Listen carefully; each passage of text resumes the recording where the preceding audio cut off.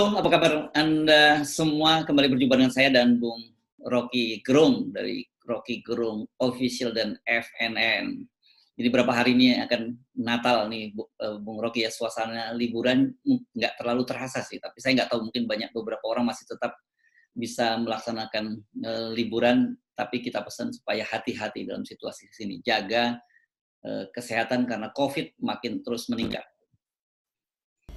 Ya, setiap hari keagamaan orang berpikir tentang surga tuh, tentang akhirat. Tetapi Indonesia itu lagi sibuk dengan urusan kabinet itu. Jadi Ya. mesti dibagi batin akhirat dan batin politik, Ya. selalu tidak menyatu di Indonesia. Kan kita sejak kemarin udah ngomong bahwa nggak terlalu signifikan lah, nggak penting lah soal reshuffle kabinet ini. Tapi kalau kita baca-baca di medsos, memang netizen juga nanggepinnya lucu-lucuan aja itu, Bung Rocky. Kebetulan itu. Apa nih? Ini bulan Desember gitu, biasanya kan mall-mall tuh diskon, tapi kita kan susah juga ke mall. Jadi ternyata kita dapat bonus tuh, buy one get two katanya gitu. Pilpres kemarin milih Jokowi dapat bonus Prabowo Sandi. Ya, lengkap lah kan. Jadi memang dari awal orang menganggap bahwa itulah yang disebut demokrasi Pancasila.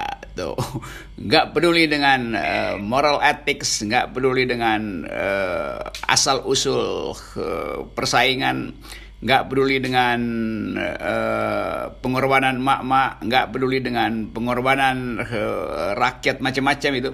Lalu berkumpullah akhirnya di sebuah kelurahan, namanya reuni di kelurahan. itu. Jadi boleh disebut kabinet kelurahan sejahtera itu, karena semuanya ingin sejahtera di bawah pimpinan satu lurah. Tapi yang saya senang itu dalam situasi seperti sekarang itu, terutama netizen itu tidak kehilangan kreativitas dan daya humornya gitu. Karena ada yang nyebut sekarang ini menterinya disebut apa nih? Kabinet apa sekarang? Kabinet mencekam. Saya pikir ada apa kabinet mencekam? Rupanya menteri cebong dan kampret.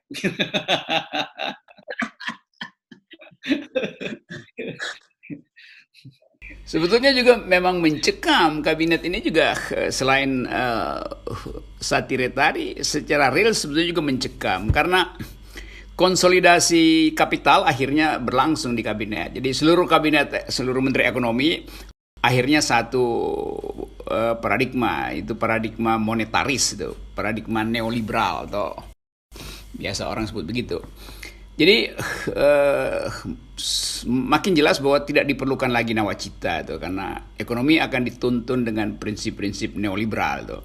Tidak diperlukan lagi keadilan sosial, tidak diperlukan lagi Pancasila sebetulnya. Jadi kalau ditanya apakah susunan kabinet sekarang itu Pancasilais, pasti tidak, karena Pancasila menghendaki ada social justice. Nah, kalau kabinet dipimpin oleh tokoh-tokoh dengan perspektif monetaris, perspektif Chicago School, kalau dalam ilmu filsafat ekonomi disebut the libertarian Chicago School itu artinya dasar negara kita tidak lagi diperlukan sebetulnya kan. Sebaliknya di dalam bidang keamanan terjadi konsolidasi menteri-menteri yang memang menghendaki agar supaya ada pengetatan dalam soal-soal toleransi beragama. Jadi sebetulnya kita balik sebetulnya pada Orde Baru. Orde Baru itu bikin dua paradigma. Ekonomi harus bertumbuh, stabilitas harus dimaksimalkan. Jadi pengetatan di bidang politik dengan menteri-menteri Polhukam segala macam, termasuk menteri agama, menteri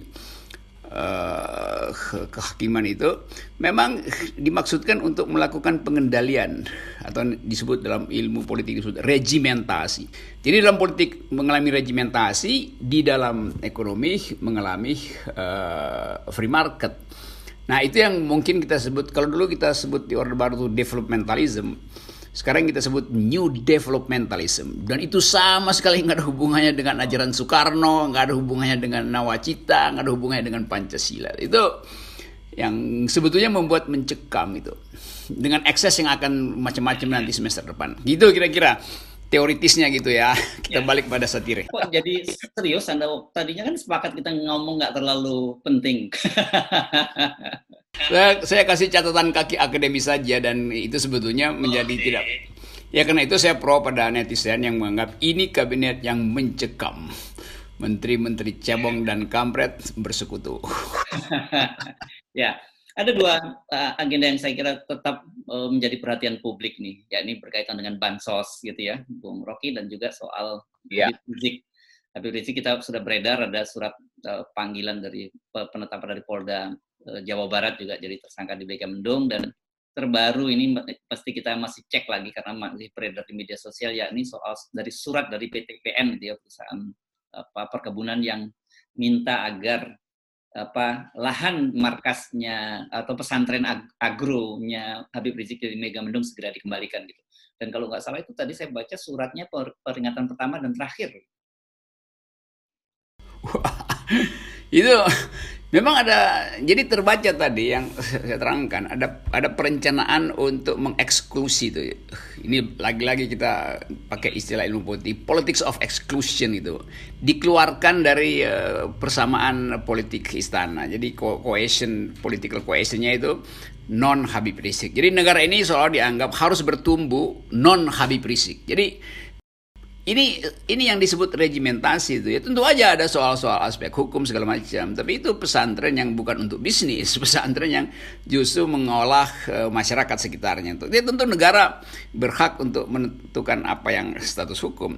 Tapi kan di dalam perspektif hukum agraria, kalau seseorang mengelola pertanahan itu dan bukan untuk kepentingan pribadi, dimaksudkan untuk upaya sosial, maka itu bagian dari pengakuan hak.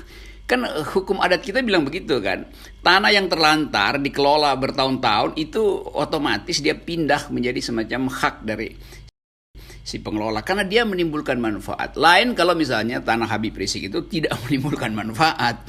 Ini saya selalu ingin terangkan sesuatu yang konseptual. Tapi oke, itu mungkin urusan lain. Tapi yang jelas itu bertahun-tahun ada agro farming di situ, menghidupkan komunitas, ada komunitas agama di situ. Tapi pemerintah mungkin menganggap itu adalah sarang dari kekerasan, maka dia harus digusur tuh. Jadi begitulah kira-kira analisis. Ini analisis aja nih supaya nggak dianggap saya lakukan provokasi. Saya melakukan analisis konseptual aja. Jadi balik pada soal kita ini ada dua sudut pandang dalam soal status Habib Rizik. Apakah dia mau dijadikan partner di dalam membangun Indonesia atau mau disingkirkan karena dianggap sebagai penghalang dari pemerintah itu? Erso. Ya, nih jadi terpaksa kita mesti ngomongin kabinet sedikit, tapi hubungannya dengan Habib Rizik, bukan kabinetnya Ansih gitu ya.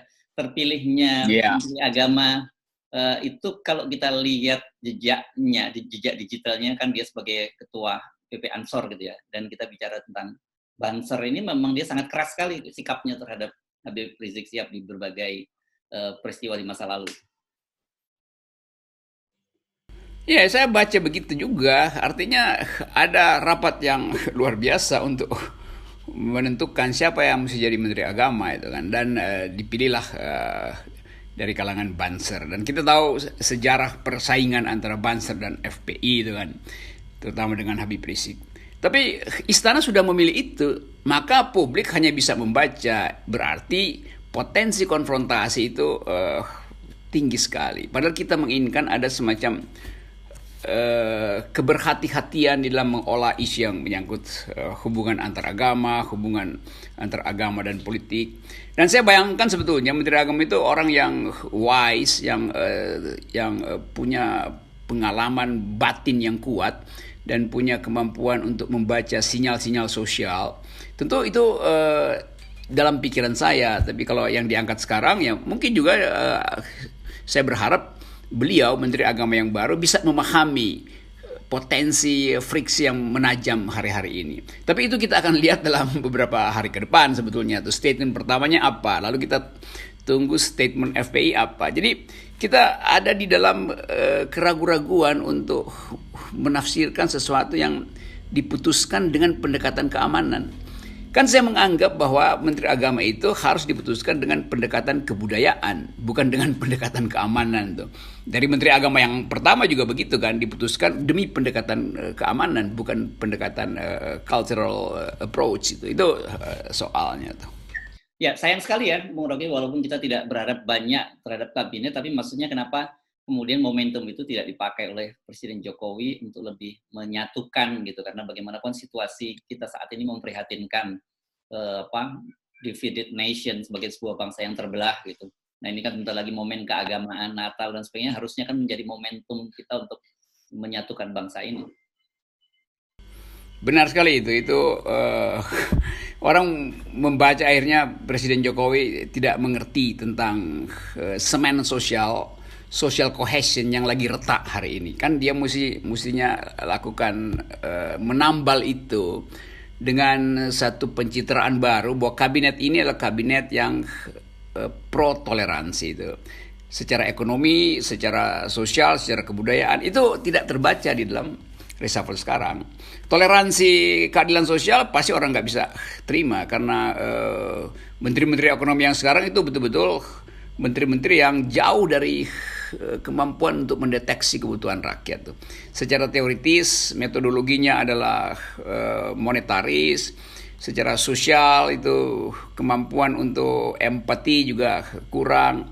Jadi itu BUMN, menteri ekonomi, tiga menteri yang baru, dua menteri yang baru dan satu di bawah Erick Thohir juga, dan dikoordinasi oleh Golkar, oleh Erlangga. Jadi saya mau katakan secara singkat bahwa akan ada krisis di dalam kehidupan kita karena soal ekonomi yang tidak bisa mendeteksi solidaritas, menteri-menteri yang kurang mampu melihat solidaritas sosial, dan kementerian-kementerian di bidang sosial yang juga tidak punya akses untuk menghidupkan Indonesia dalam visi kebersamaan itu. Akan makin eksklusif, agama akan jadi makin eksklusif dan keadilan sosial akan menjauh dari kebijakan istana. Nah, tadi kan kita juga menyinggung soal bansos nih yang perkembangannya menjadi sangat ramai nih. Karena BPKP sudah turun dan kemudian kalau kemarin kita kaget-kaget 10 perak yang dipotong, terus tiba-tiba KPK menyatakan ada laporan 100 perak ditonton, ternyata hasil audit BPKP menunjukkan bahwa itu angkanya yang untuk sembakonya nggak lebih dari 140 sampai 150 ribu rupiah. Ini kan membuat kita jadi cuma bisa geleng-geleng kepala. Ini gila betul ini proyek bansos yang maksudnya untuk menanggulangi kemiskinan karena COVID. Ya ini yang sedang disaksikan publik yang tidak bisa dia ucapkan karena akhirnya publik hanya menganga aja tuh. Kok bisa segitu ya? Kejahatan itu bisa betul-betul di luar nalar. Kalau pakai nalar sedikit ya ambillah 10% itu. Ini 30% itu hilang yang merupakan hak dari wong cili. Apalagi orang anggap bahwa bagaimana mungkin ya PDIP membiarkan itu, dan PDIP tetap defensif gitu bahwa ini adalah soal menterinya bukan soal partai, lalu ada soal Gibran. Jadi kelihatan bahwa kita nggak mampu lagi untuk menerangkan sesuatu karena udah demikian gede skalanya tuh. Ya paling orang antara garuk-garuk kepala dan maki-maki sebetulnya. Tetapi itu akan diperlihatkan nanti di dalam mungkin efeknya itu dalam 2 hari ke depan. Orang ada lagi orang yang bongkar kasus yang lain, lalu orang tercengang lagi tuh. Jadi kita makin lama makin tercengang dengan skala kejahatan politik, kejahatan ekonomi, dan kejahatan sosial. Jadi itu yang akan diingat oleh publik. Akhir tahun orang akan ingat itu.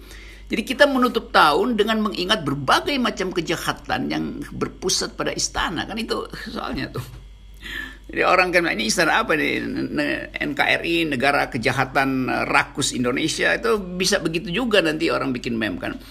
Lalu dianggap itu menghina NKRI. Loh itu bayangan orang bahwa kerakusan itu masih ada di republik ini. Dengan gambaran situasi gitu, kira-kira. Ya, dengan Betul. gambaran situasi sekarang, mulai dari pembentukan kabinet, mulai langkah-langkah keras terhadap Habib Rizik, dan juga kemudian tadi kasus bansos. Jadi kira-kira gambaran, nah kita mulai gambaran awal tahun depan itu seperti apa yang Anda bayangkan, Bung Rocky? Saya bayangkan minggu pertama Januari akan ada statement keras dari istana tentang politik ya sebut aja oposisi, di dalamnya terutama Habib Rizik gitu.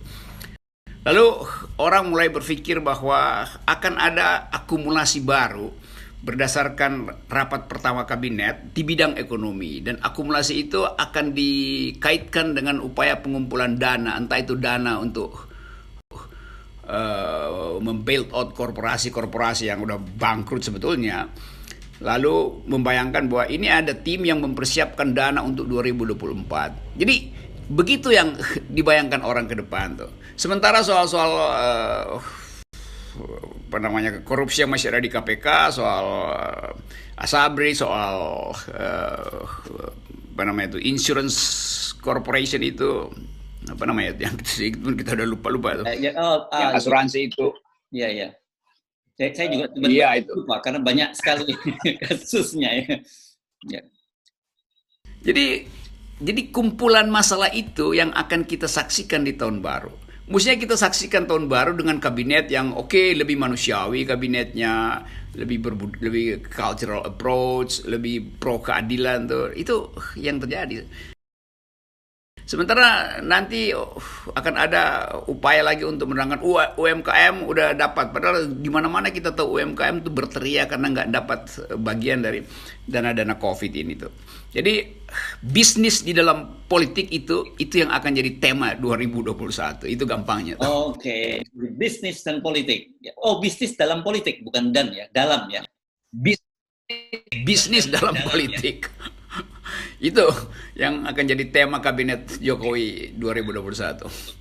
Mereka yang berbisnis dalam politik. Kira-kira itu covernya. Baik, terima kasih Bung Rocky. Oke.